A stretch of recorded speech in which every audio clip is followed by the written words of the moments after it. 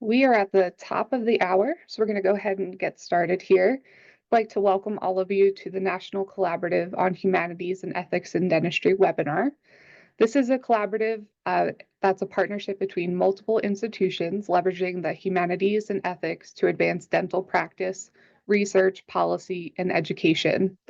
Our program today is hosted by Loyola University Chicago Neiswanger Institute for Bioethics, and ADA credits are being provided by the University of Rochester Eastman Institute for Oral Health. We are very excited for today's presentation, The Growth of Dental Ethics as a Discipline, with Dr. David Ozar. David Ozar is Emeritus Professor of Philosophy at Loyola University Chicago, where he taught from 1972 to 2015. His work in dental ethics began in 1981 at Loyola School of Dentistry, where he created and taught a professional ethics course until the school's closure in 1994. He's since lectured and consulted for numerous dental schools, professional societies, and 29 other professional groups. Ozar founded the American Society for Dental Ethics in 1987, serving as its first president and later as executive director until 2005. He is an honorary fellow of both the American College of Dentists and the American College of Legal Medicine. In recognition of his contributions, the American Society for Dental Ethics named its annual Student Ethics Prize the Ozar Hasegawa Ethics Award, and in 2018, he received the Ethics and Professionalism Award from the American College of Dentists. He was the founding editor-in-chief of Issues in Dental Ethics, published quarterly in the Journal of the American College of Dentists since 2000. Ozar has authored 153 articles on professional ethics, including 71 on dental ethics, and co-authored a 30-part case commentary series in Impact. His book, Dental Ethics at the Chairside, ethics courses since its first edition in 1994, and the revised third edition, co-authored with David Sokol and Donald Pathoff, was published by Georgetown University Press in 2018 and translated into Korean in 2019 and sits on the shelf behind me. We'd like to welcome you, Dr. Ozar, and thank you for being here with us today. Thank you very much for inviting me. I guess a quick starting word is to say that putting this talk together caused me to pull out a number of boxes that hadn't been opened in quite a while. And I hope that I have put together here a story that will sound, if not familiar to many people who are listening, at least important. So my title is The Growth of Dental Ethics as a Discipline.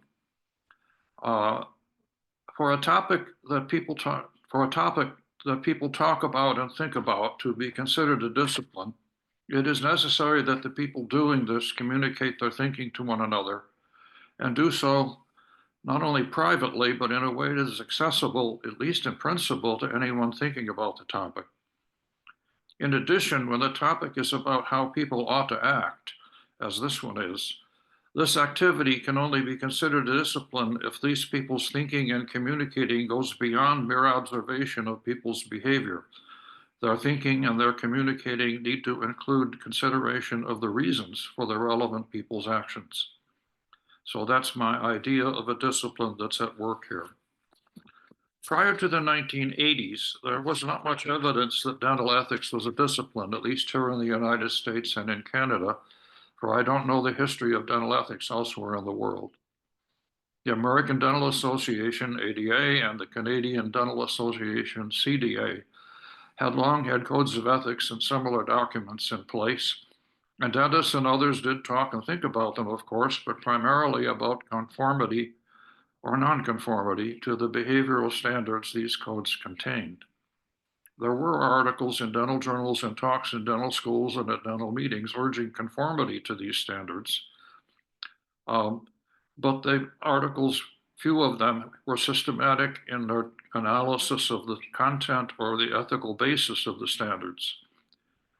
One important exception to this pattern, since UT Galveston is a partner to some of this group's work, was a 1974 article by Chester Burns, a UT Galveston historian, called The Evolution of Professional Ethics in American Dentistry. It's still an article well worth reading. But there were a few other systematic journal articles, and systematic thinking about the content or ethical basis of the code standards was largely limited to national organizations' ethics committees, and they, in fact, spent most of their time dealing with complaints about possible violations. Of course, practicing dentists thought about their obligations and their role as professionals when challenging situations at chairside or in managing their practices would come up, and when they sought the advice of a trusted co-professional. But prior to the 1980s, there was no body of literature on the standards themselves or the reasons for having them, and beyond the committees of the relevant associations, no groups had joined together to reflect systematically on these matters. By the early 1990s, though, a number of faculty teaching dental schools in the dental schools had begun to consider these matters in a more systematic way. Admittedly, some of the school's dental ethics courses consisted solely of lectures by admired members of the profession without any systematic curriculum, and most courses in dental ethics focused on communicating the contents of the relevant dental association's codes rather than examining them. I myself was hired by Loyola University Chicago's School of Dentistry to teach their dental ethics course in March of 1981. There was a great deal of serendipity about this. I had joined Loyola's philosophy department in 1972 as a specialist in ethics and social philosophy, And in the spring of 1974, the philosophy chairman asked if I knew anything about medical ethics. I said, not really. And he said I should learn because I would be teaching it to pre-meds and pre-dents the following spring. That may sound familiar to many of you. In any case, I did that, and I taught 2 sections of that course called Healthcare Ethics every semester for the next 2 decades, and very frequently after that. So in March of 1981, about 7 years later, sitting in my office, I received a phone call from the chairman of the Dental Materials Department, which I had never heard of, in Loyola's dental school, who was also the chair of their curriculum committee. The university's president, he said, wants every professional school to have a course in professional ethics. I've heard you are teaching medical ethics. Would you help us out? So I offered to meet with their faculty to help design a course in dental ethics. But he said, actually, the first class is Thursday. It will be an overload for you if you're willing. Can you get out here by 8 a.m. next Thursday to teach it? You know, the dental school was on Loyola's medical campus, which was 20 miles from my office and 25 miles from my house. But something happens sometimes when a door opens, it seems you should go through, and I did. And I've been very happy I did. But the first thing I did after that phone call was to call my dentist and ask if I could buy him lunch. Because if you want to teach professional students, you need cases about actual patients to engage them. I taught Loyola's dental ethics course from 1981 until 1994 when Loyola closed its dental school. Meanwhile, the dental school at the University of Minnesota had gotten a grant a couple of years before that, I think, to hire a test and measurement specialist, Muriel Mickey Bibo, to redesign their ethics course and create an effective evaluation tools for it. The grant required dissemination, and therefore a notice went out in 1982 inviting dental ethics teachers to a dissemination workshop. Loyola's dental school covered my expenses and I attended, learning about the curriculum that Mickey and the dental faculty had designed and about Mickey's evaluation tools, both of which were very well done. I could say much more about Mickey's work if you like. She and I eventually collaborated on several dental ethics projects. But as Mickey's workshop in Minnesota concluded, I asked her if she intended to stay in touch with the 23 dental ethics faculty who had attended. She said no, so I asked if she would mind if I got in touch with them, and she said that was fine with her. So, using the budget of Loyola's Dental Materials Department, whose chair was my boss and a believer in what I hoped to accomplish, I created the newsletter of what I called the Professional Ethics in Dentistry Network. I mailed it out to 23 faculty attending the Minnesota workshop and to anyone else who I had found was teaching dental ethics or had written about it. In order to teach my course, I had begun searching the dental journals for articles on ethics. There were no computers in those days, of course, so this meant printing paper copies and stuffing envelopes. I'd ask my readers to send me descriptions of their courses and anything else they used in their classes so that we could all share them. In 1985, I created the first version of the PedNet bibliography of dental ethics articles to share with my readers, and it was also published in the Journal of the the Journal of the American Dental Education Association. And I began also to write and submit some articles about dental ethics and its teaching in the journals.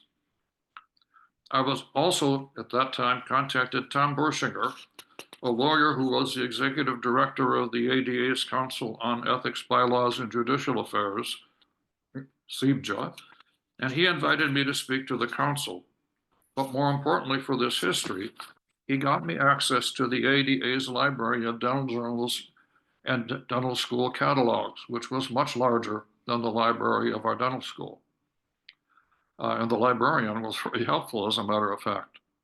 The result was that by 1987, the PedNet newsletter was being mailed to about 80 people in the US and Canada. One of the main contributors to that newsletter, besides myself, was Tom Hasegawa, who was teaching dental ethics at the University of Nebraska and then moved to Baylor College of Dentistry in Dallas. His name will come up again. In 1987, Larry McCullough, who had taught dental ethics at Georgetown before moving to Texas, a name many of you will probably recognize, and he had received the PedNet newsletter. And at that point, he was the president of the Society for Health and Human Values, about which I could say more if you want as well. Larry McCullough invited the members of PedNet to attend SHHV's annual meeting in October of 1987 because our group was too small to host its own meeting.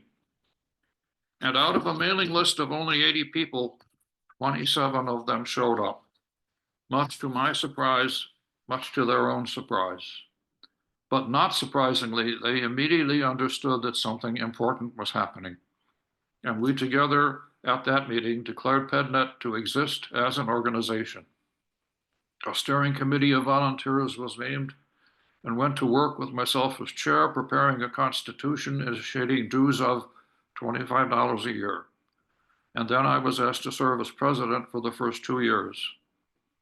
Later on, as many of you may know, in 2002, PedNet's name was changed to the American Society for Dental Ethics as it is known today.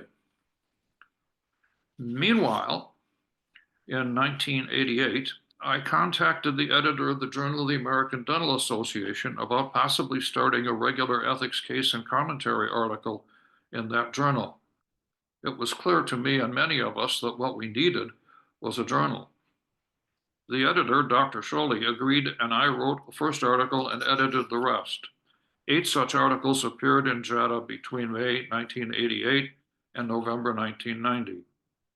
But at that point, the ADA's leadership changed editors, and the series in JEDA stopped.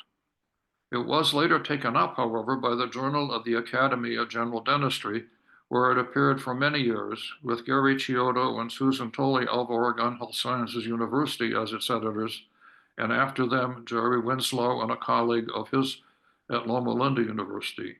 Jerry Winslow's name will appear again too.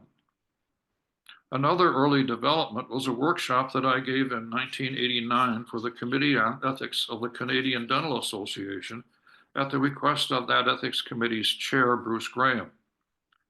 This workshop led in 1991 to a revised code of ethics for the CDA based on themes I had developed in the workshop.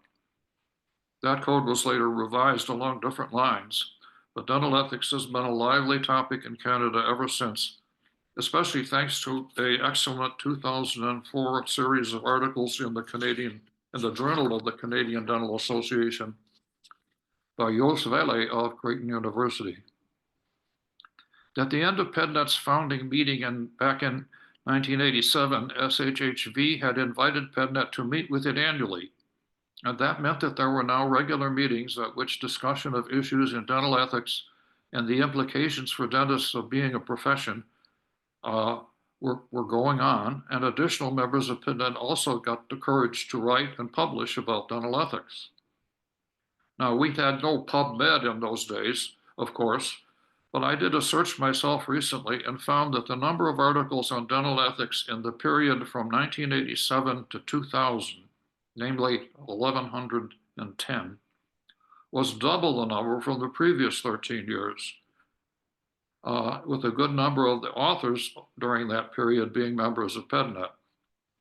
And in fact, if you go ahead 13 more years, by 2013, the number of articles on dental ethics and professionalism had almost doubled again. In other words, the community was getting larger and conversation was definitely getting more lively. One of those authors, Tom Hasegawa, who was one of PedNet's founding members, was also one of the most prolific on dental ethics during that time. In 1993, Tom began writing original ethical case commentary articles that appeared in every issue of the Texas Dental Journal, including comments that would come in from the members of the Texas Dental Society, which would be published the following issue.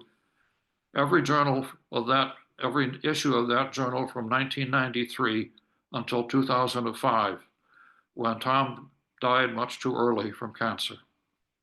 Tom was a marvelous human being and a tireless contributor to the growth of dental ethics as a discipline. In 2005, as was already mentioned, the American Society for Dental Ethics established an annual dental student ethics essay contest that continues today, the Ozar Hasegawa Essay Contest. In fact, if you would look in the Journal of the American College of Dentists that came out recently, you will find the essay by the latest winner, a pretty good essay. I will mention more of Tom Hasegawa's contributions as we go forward. But also in 1993, Bruce Weinstein, who was teaching dental ethics at West Virginia University, published a book called Dental Ethics that was a collection of essays, many of them written by members of PedNet. Then Jim Rule and the University of Maryland and Bob Veach from Georgetown published Ethical Issues in Dentistry in 1993, and that same year, Jim Rule and Mickey Bebo published Dentists Who Care, Inspiring Stories of Professional Commitment. And both of Jim's books also had second editions later on. In 1994, the first edition of my own book, Dental Ethics at Chairside, co-authored with one of PedNet's founding members, David Sokol, was published. It offered a systematic examination of dental ethics from the specific perspective of the nature of profession and of professionals' commitments to the larger society and to the people they care for. My book was republished by Georgetown University Press in 2000. A second edition appeared in 2004, and a revised and updated third edition co-authored with Don Padoff, whose name will come back again, was published in 2018. With regard to dental hygiene, the first edition of Phyllis Beamsterber's Ethics in Law and Dental Hygiene was published in 2002, and that book is currently in its fifth edition. Going back to PedNet's origins, the same Don Padoff that I mentioned a minute ago learned about PedNet and joined us in 1988, a year after the first meeting. He was a general dentist practicing in Morgantown, West Virginia, and a president at that time of the West Virginia Dental Society, and a man of, I'm trying to find the right word, immeasurable energy and interest. During his presidency of PedNet in the early 1990s, Don arranged for PedNet to be legally incorporated as a not-for-profit service organization in West Virginia, and then arranged for continuing education credit for PedNet programs to be awarded by West Virginia University. Don was also responsible, along with the then Dean of West Virginia University School of Dentistry, Bob Biddington, for beginning our organization's long and rich collaborative relationship with the American College of Dentists, of whom you will hear much more. Another aspect of a well-developed discipline is that the teaching of its contents become a focus of concern within the group. I should probably say the teaching and learning of its contents become a focus of concern. That is what was beginning to happen in PedNet's own annual meetings, and especially so after we joined the annual meetings of the dental schools. Tom Hasegawa was PedNet's second president, and he arranged for PedNet to begin holding an additional meeting each year as a special interest group within the American Association of Dental Schools, which is now known as the American Dental Education Association. At these meetings, PedNet not only found new members, but we often had sizable audiences of dental school faculty hoping to improve their teaching of dental ethics, especially as at the faculty development workshops that Tom Hasegawa and I taught at those meetings from 1999 to 2004. PedNet also worked closely with the American College of Dentists during those years, especially on two national ethics summits, as they were called, that the American College of Dentists held in 1998, and 2000 for a broad spectrum of healthcare organizations, not just educational organizations, but the manufacturers and the dental societies and so on, with the hope that the common ethical concerns of these diverse organizations might lead to a broad consensus about values involved in oral health care, and ideally, this was their hope, a more concrete union of these organizations. That union did not take place, but a great deal of good thinking did. Also around the same time, in 2000, a major development in the growth of dental ethics as a discipline occurred, for it was clear by then that in spite of not having the resources to make it happen, PedNet and dental ethics needed a journal. Many of us were trying to figure out how we could make it happen, but the online journals that we take for granted today were not even an idea in our heads, and paper journals were more expensive than we could manage. I think our dues went up from $25 to $50 or something around then, but still, it wasn't going to happen. Fortunately, thanks to the generosity and creativity of the American College of Dentists leadership, the college came to the rescue. Beginning in 2000, PedNet began publishing a quarterly blind-reviewed journal on dental ethics that was included as a regular section of each quarterly issue of the Journal of the American College of Dentists. I agreed to serve as its first editor. In 2006, Jim Rule took over, and after him, another of ISDE's early presidents, Bruce Peltier. I should also say a word about the editor of the Journal of the American College of Dentists itself from 1995 for 25 years till 2000, David Chambers. Pardon me, that should be 2020. Typo here.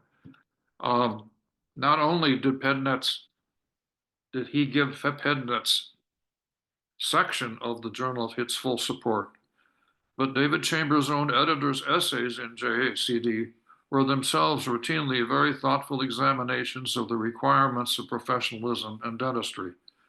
And with good reason, David received ACD's Ethics Honor Award a couple of years ago. I had become the director of Loyola Center for Ethics and Social Justice back in 1993. And since PedNet had not really had a national office before that, I offered Loyola Center for that role, and in 1999 the offer was accepted and I was appointed PedNet's executive director. From then until 2005, the Center at Loyola prepared the organization's newsletter, managed board business, and arranged programs and venues for the organization's annual fall meetings as a special interest group within SHHV, Society of Health and Human Values, and then SHHV's successor organization, the American Society for Bioethics and Humanities.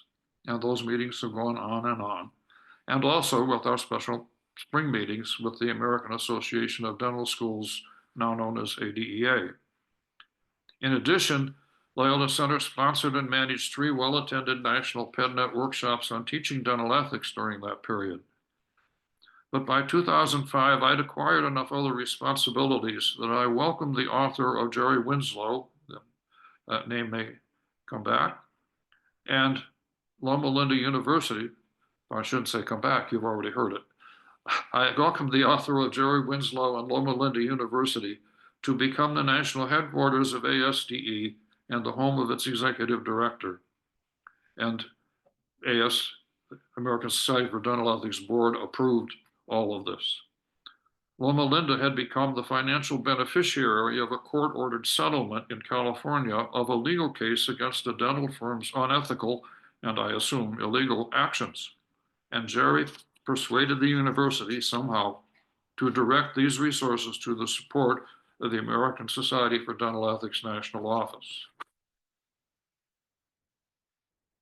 Given all that happened from the early 1980s until 2005, then, it is probably fair for me to say that by 2005, dental ethics had indeed become a discipline. We not only had an organization and a journal, but more importantly, a sizable number of people who were not only thinking carefully about these matters, but doing so together at meetings and in the journals and at workshops. And they were now using similar sets of concepts, not all one concept, but similar sets of concepts about ethics and professionalism to examine relevant reasons for the actions being considered. In addition, many in this community were also actively thinking and communicating about the teaching and learning of dental ethics. As I have mentioned above, PadNet and American Society for Dental Ethics itself hosted a dozen training workshops for teaching dental ethics for faculty from all over the United States and Canada from 1994 to 2005, in a number of dental schools whose faculty have been named here, and others, and the number of dental schools whose faculty have been named here and others should reinforce the sense that improving the teaching and learning of dental ethics is indeed a central concern of this discipline. Since I stepped down as executive director of the national office moved to Loma Linda in 2005, I have not taken an active hand myself in the leadership of ASDE, but ASDE is alive and well and in good hands. And in fact, in order to ensure ASDE's long stability, the American College of Dentists decided to make ASDE an official section of the American College of Dentists in 2007, providing it with administrative and financial assistance as well. And a representative of ASDE sits on the ACD board as a result. I will need to say more about the contributions of the American College of Dentists to dental ethics as a discipline, but a few other organizations should be mentioned first. One is the International Dental Ethics and Law Society, with the happy acronym of IDEALS, which has held several of its meetings with ASDE and with the Canadian Dental Association here in the United States and in Canada. Another organization to mention is the Academy for Professionalism in Healthcare, APHC, founded a decade ago to focus attention on the education of healthcare professionals in ethics and professionalism. It would take me another hour or more to list all the other dental professional organizations besides the ADA and these two, and all the dental schools, dental hygiene programs, and others that have dedicated resources to enhancing ethical practice and professionalism of oral health professionals. But the contributions being made by dental students organizations deserve a special mention. The American Dental Student Association has certainly paid attention to ethics, but especially the Students' Professionalism and Ethics Association in Dentistry, SPEA, S-P-E-A, needs to be mentioned.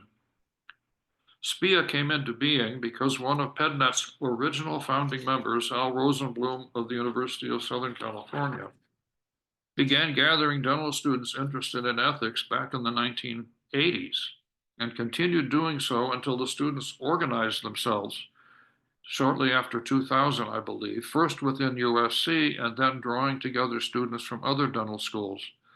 And in 2010, this national organization, SPEA, was created that continues to offer programs and meet annually and reach out to schools that do not yet have a chapter to help them to do so. A very impressive organization. And finally, I have to go back to the American College of Dentists. Once it was technically able to do so, the American College of Dentists created an outstanding open access library of dental ethics materials and learning tools. You can reach it yourself at dentalethics.org. All of Tom Hasegawa's ethics articles are now available there on that website, as are 31 case and commentary articles on dental ethics that Don Padoff and I wrote for the Academy of General Dentistry's popular journal Impact between 2007 and 2016. In addition, there's a series of educational online dental ethics video cases created with the guidance of another ASDE leader, Larry Goretto, now of the University of Washington. And the website has a set of online ethics courses with self-assessment activities, most of which are available for CE credit. It's hard to not say even more about this contribution to the dental ethics community. I should mention, for what it's worth, that I've verified everything I have said here from newsletters and other records I had available. But if any one of you has noticed anything, or anyone I should have mentioned, please mention it during the discussion. When Bruce Weinstein called me in 1992 to ask me to do an essay for his dental ethics book, he kindly described me as, and I'm quoting, the founder of dental ethics as an intellectual discipline, unquote. It is one of the nicest compliments a philosopher can receive. But one person cannot create a discipline. And I've mentioned many names today and left many others out to save time. It is all of us together whose efforts have made dental ethics the discipline that it is today. I proposed here that dental ethics has indeed developed into a discipline, but I would like to conclude on with a personal word of caution, a concern I have about the teaching and learning that is the central focus of dental ethics as a discipline. And this is the reason for the second learning objective published about this talk. So much was accomplished by 2005 that I proposed that was already a discipline by then, and obviously even more has been accomplished since then. But here is something a concern I have about the teaching and learning of dental professionalism. Everyone knows that dental students' professional formation is not complete until they graduate. Instead, the professional formation of a dental professional is an ongoing and, in fact, years-long process of self-formation, as it is for the members of any profession. So it would seem to make sense that dental students be explicitly made aware of this fact, that it's going to be a years-long, lifelong process. And it would make sense that they would be specifically prepared for what growing in professionalism requires, which is more than knowing behavioral standards and the ideals of the profession.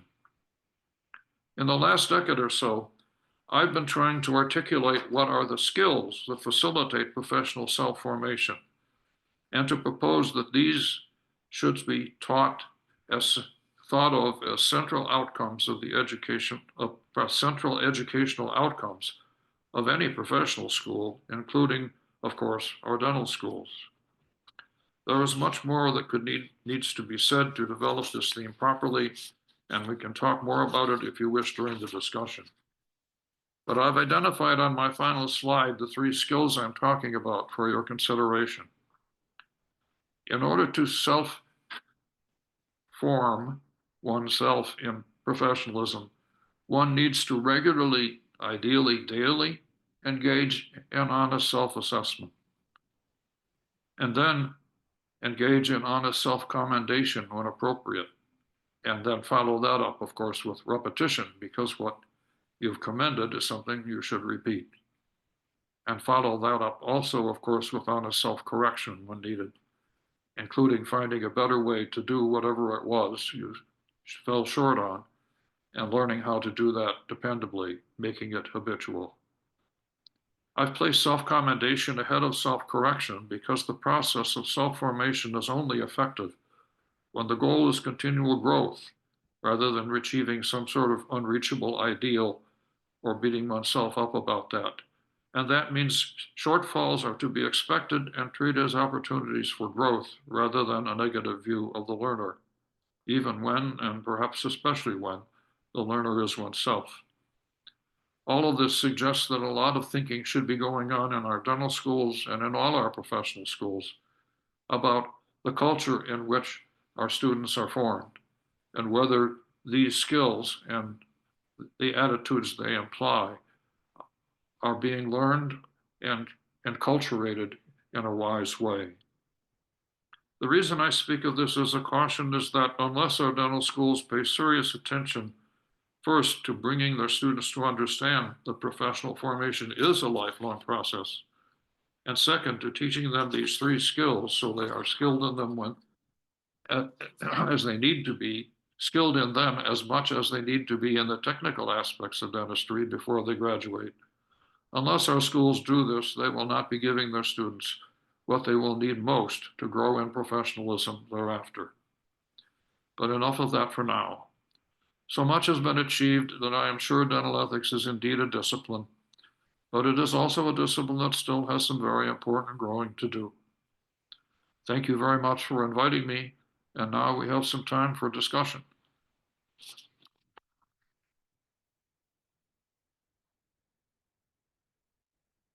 Chelsea, are you managing this? I think I am. Thank you very much, Dr. Ozar. All right, we can open it up for questions or comments for Dr. Ozar. You can either put those in the chat, or please feel free to come off mute and ask any questions or share any comments that you may have. Yes, and I have a significant hearing deficit, so feel free to speak up.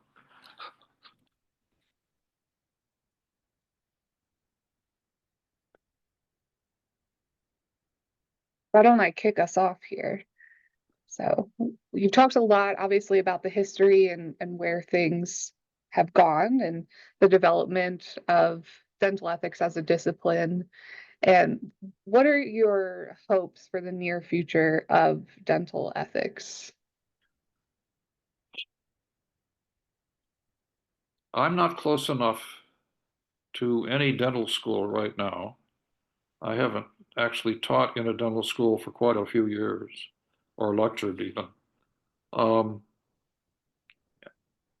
but even when I was doing that most recently, some years ago, uh, you could see a concern among the faculty of a commercialism on the part of the students, uh, which worried them. And so I think one of the things that would be really important, whether this is for the future or already soon, I hope, is to make sure, and it will be daring because it's not an easy thing to do in a world where resources are short and students are building up huge debts. But to contrast for the students so they can appreciate it and perhaps absorb it, the difference between viewing what they do in a commercial way as something that whose prime values occur in the free enterprise marketplace versus what it is to be a professional, where the healthcare benefits of their expertise for the people who need them are the real values that should be guiding what they do. So it's to me, and this is true in all the professions, and our society is, well, anyway, that's one thing. And the other thing that has become a concern for me, which would need to be, I think, dealt with very explicitly, uh, is the tendency of many people in our society to have distrust of or no use for expertise. Um, when our dental students graduate, they're capable of practicing independently, that is, doing good for people who need it without supervision. They have that much technical expertise and ideally that much ethics expertise to be able to do that well and with respect. It would seem to me of value if the dental schools were explicit. I don't know if they are or not. Were explicit about addressing the issue of the proper role of expertise in a society and that sort of thing. So those are the two concerns, I guess, that I would articulate from my necessarily at this point rather distant view of what's going on in the classrooms. Thank you. We do have another question in here in the chat from Nathan Carlin, who says, "Thank you for a wonderful talk. I was struck by the fact that many of the early people contributing to dental ethics were either philosophers or medical ethicists. Were there humanities people who contributed to dental ethics that were not philosophers or ethicists?" Well, first of all, let me correct your impression of those early people. With the exception of Larry McCullough, who went on to focus entirely on medical ethics, I was the only philosopher, um, and have been pretty much all along.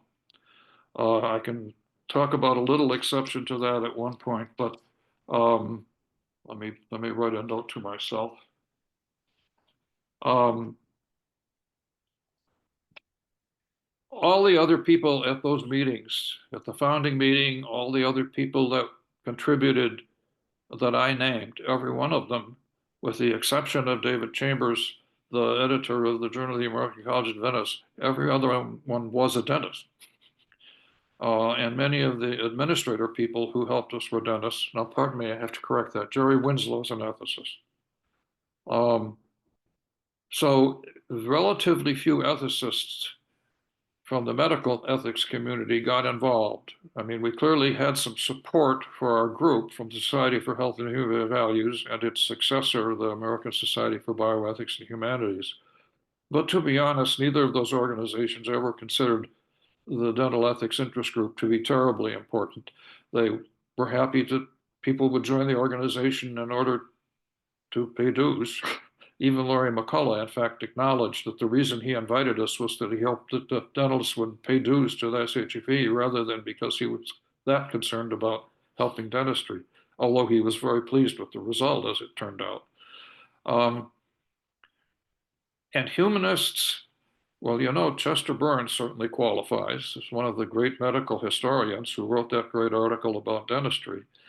But in fact, relatively few have paid too much attention to dentistry and its ethics. To be honest, until I got the invitation to this organization, I didn't know it existed, which is unfortunate, but now I will join. And those of you that are humanists in this movement, if I presume you know about the Academy for Professionalism in Healthcare that I mentioned, because that organization got started precisely because of the need for humanists to pay more attention to medical ethics. And so the short answer to your question about dental ethics as a discipline is that no, I don't know of very many people coming into this work from the humanities, except the people who came from ethics. And the number of those is larger now, I think, than it used to be, because it used to be pretty small, but it isn't, it's certainly not overwhelming. And the other humanities, I don't know, maybe some historians have been involved, but I don't know too much more. And I would say within, especially the SBH, there and elsewhere, there is a sizable discipline, I think it's fair to call it, given how many people are involved in the literature of it and so forth. There's a sizable literature about humanities in medicine or humanities in healthcare, but I don't know of any of those folks who have paid close attention to dentistry. That may be a blind spot on my part, but that's what I can offer. So, other thoughts or questions? Okay, Dr. Moscow. Yes, thank you, Chelsea. Dave, thank you very much for your presentation. It really helped me understand more about the development of the dental ethics. I have a conceptual question for you. Many folks talk about bioethics as a field rather than a discipline, a field that involves and welcomes contributions from a variety of disciplines. So I'm wondering if you see dental ethics as a discipline in its own right, or rather maybe a field that uh, uh, is relies on ethics in other disciplines. What's your take on that? Good to see you, John. Been too long since we've done that. Hmm. Um, my This sort of relates to what I said a minute ago. The work that the people who have been contributing to dental ethics as a discipline have done has not been widely interested in by the people who do the rest of bioethics. Um, we've had an interest group in ASBH, we've had an interest group in SHHV before that, but like I said, those organizations didn't go out saying, "Hey, we want the dentist here." Um, the Academy for Professionalism in Healthcare, to their credit, did come out and say we want dentists here, and that's why they came to myself and Don Padoff and a few other people and invited us to join. So that's an organization that might have a sense of the breadth of ethical work in healthcare professionalism, uh, cross-fertilizing, which I'm sure it can. Um, but where do we fit in? Are we part of this giant field called bioethics? Yeah, I suppose. I mean, we're about bio and we're about ethics. Um, but dental ethics itself is relatively narrow in the sense that what the people who are working in it, at least certainly in the years when I was closely involved, and I think still so, the people who have been involved in it have been focused pretty narrowly on dentistry, partly because they see a great need there, uh, and on dental ethics education in the dental schools and in the associations and continuing ed and that sort of thing. Um, and I don't think what shall I say? It's not an accident, shall I put it that way, that our main organizational support outside our own organization has been the American College of Dentists, not some other broader humanities entity and that sort of thing. So, um, at least from my perception, I think we have been kind of isolated uh, in ways that, in some sense, from my perspective, I wish we weren't. Um, but I don't know that there's any energy on either side of that to do anything about it. I'd love to see it, and maybe this organization that's sponsoring this uh, can make some headway there because, as I said, I just now am becoming familiar with it. Have I answered your question? Yeah, I think so. I mean, you described it as having a fairly narrow focus. I was thinking as much about the sort of the tools of analysis that it brings to bear. Are they, the philosophical tools, the ethical Oh, okay. methods of analysis, and so on? Those are the things that I think of as sort of disciplinary. Well, and I think I Perspectives. can answer that affirmatively in two ways. First of all, a sizable number of the people who have done dental ethics have built on the concepts in Beecham and Childress Principles of Biomedical Ethics that's now in whatever it is, its ninth edition or something. And I presume you know Tom Beecham has passed away Mhm. uh, Yes. within the last few days. Mhm. Um, and so that's a connection.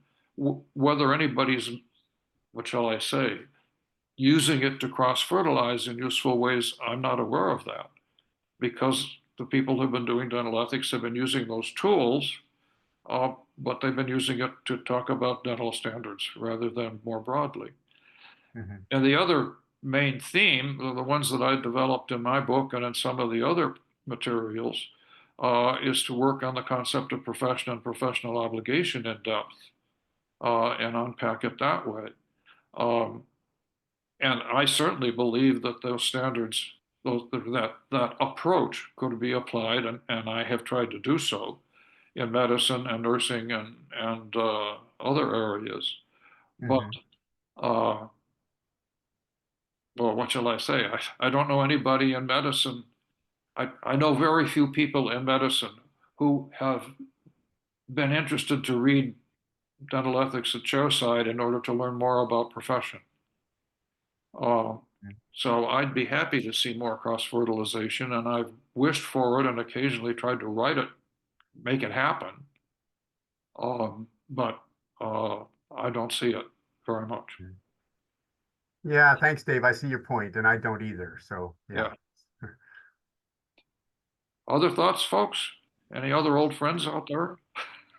We have another question for you in the chat, Dr. Ozar. This one says, given an average debt burden of well over $300,000 that recent graduates from dental schools face, how do you see that challenge of repayment affecting ethical decision making? I've been grieving about it ever since it started to be true. When we started doing dental ethics back in the 80s, the dental schools were reeling because like previously had been a federal program to provide dental school tuition because there was believed to be a shortage of primary care dentists. And so a lot of the folks who went through dental schools in, I think maybe the late 70s, certainly the early 80s, came out with little, if any, debt. And there was a genuine need for dentists, and banks were perfectly willing to talk to a guy coming out of dental school, mostly guys at that point, give them a loan and let them start a practice. Nowadays, when a person, man or woman, graduates from dental school, they're not going to get a loan from anybody, and they're probably hugely in debt. And so if they're lucky, they can join an established practice as sort of a junior member and function there. And that, of course, raises some complicated fiscal and social relationships that some of the dental ethics people are writing about, because it can be very complicated. And it's made especially complicated if the current members of the practice that the young person joins were trained 15 or 20 years ago, because what that means is that there's a gap between their expertises unless the senior members have really stayed up to date. And so this creates other kinds of tension. So independently of the debtness itself, there are some serious ethical and, shall we say, social ethical things that happen within practices and then in the larger society, because some of these dental people are then attracted, because they don't have other options, to take jobs in the sort of dental care manufacturing plants. These huge, large dental practices that are owned mostly by investors that exist around the country. And in those situations, they're often in a situation where they're required to see X number of patients a day, produce X number of dollars of business a day, and so on, which raise all sorts of complicated ethical questions for these people. So the answer to your question is does it raise ethical problems? My God, yes. And I feel for the people coming out of dental schools right now. If they are deeply committed to trying to be ethical professionals, they're going to have a lot of hard choices to make. I think it's a real serious issue. Right. We have another question for you here. It says, what do you take to be the primary unsolved problems of the discipline as it stands today, particularly as those problems relate to the daily practice of dentistry? It's commercialism. And it's, something that most people don't have any clue about is that the running of a dental office has a very high overhead that's invisible to the people that are receiving the care. And of course, we all know that we've all seen dentists who have big memberships in the country clubs and all that sort of stuff over the years. So there's this impression, I suspect, on the part of many people seeking dental care, middle class people seeking dental care, um, that they're paying too much and they're being ripped off or something like that. And then, so there is that side of the ethical communication process that is complicated by how the free enterprise marketplace works. Um, so I summarize it by talking about commercialism. You may think I'm only talking about dentists who are after a buck, but actually it goes both ways. The people who receive the care may well have no understanding that their dentist is actually making an ordinary living, uh, and be doubtful of their trust of them because of that. Um, and this is complicated in another way by dental insurance, because the dental insurers are businesses definitely operating in the free enterprise marketplace. And in the free enterprise marketplace, health isn't a value. It's only one of the many things people bargain about. Uh, and so, I use the word commercialism to summarize a whole bunch of both issues for the individual practicing dentist and the patients, but for the larger society, which in theory at least wants oral healthcare needs to be what drive dental care. But we've embedded dental care so much in the free enterprise marketplace that that's a challenge to keep oral healthcare needs as the focus. And if I sound like I'm standing up on a podium here, it's okay with me. It's okay with us too. Right. We do have a comment in the chat as well from Laura Bishop, who took over the dental ethics affinity group for ASBH after you stepped down. And she mentioned, based on the earlier conversation, that there's been some difficulties with the dental meetings and ASBH annual meetings almost always occurring at the same time. And so there's been a number of challenges in trying to get people from dentistry to come to those meetings to make sure that we are actually facilitating those conversations. So I'm not sure if you have any thoughts on that. Only that I ran those meetings for 19 years, I think, until Laura Bishop took them over, whatever year that was. Maybe that was 2004. And we had that problem constantly. With SHHV, it was a smaller organization and things didn't pile up on top of each other as much. And so at least the relatively small number of people who would come to our meetings, maybe 15 or 20 people, some locals, and then people who would come from elsewhere, we didn't have any trouble meeting the needs of a group like that size. But as soon as we're part of ASBH, where there are numerous interest groups, exactly what was said is true. The organization has to figure out how to schedule things, and so they schedule them on top of each other, which means that many of the people who, if they were interested in cross-fertilization with the dental ethics crowd, uh, have to make difficult choices. And having been there for many years, I know there were often situations where if I went to dentistry, it meant I didn't go to clinical ethics consulting or whatever other interest group it was.